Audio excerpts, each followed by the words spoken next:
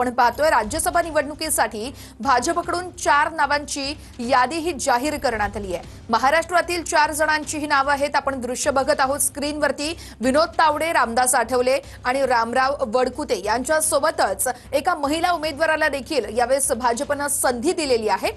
राज्यसभा निवडणुकीसाठी भाजपची ही यादी महाराष्ट्रातील 4 जणांची नावे केंद्र भाजपकडून जाहीर करण्यात आली आहे। माया इवनाते आणि रामराव वडकुते यांना देखील राज्यसभेसाठी इथे उमेदवारी देण्यात आलेली आहे। केंद्रीय राज्यमंत्री रामदास आठवले यांना देखील उमेदवारी देण्यात आली आहे।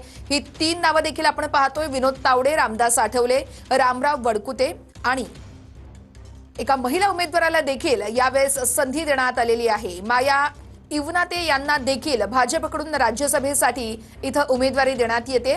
4 नावे जाहीर करण्यात आलेली आहेत। त्यामुळे आता उद्या खरतर उमेदवारी अर्ज भरण्याचा शेवटचा दिवस आहे। त्यामुळे आता उद्या नेमकी कशी प्रक्रिया पार पडते हे पाहणं अतिशय महत्त्वाचं असेल। अनेक वर्षांच्या प्रतीक्षेनंतर विनोद तावडे यांना राज्यसभेची उमेदवारी कुठेतरी मिळालेली आहे।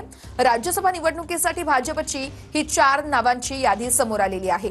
रामराव वडकुते, तसेच माया इवनाते आणि रामदास आठवले तसेच विनोद तावडे यांना देखील भाजपने उमेदवारी जाहीर केलेली आहे।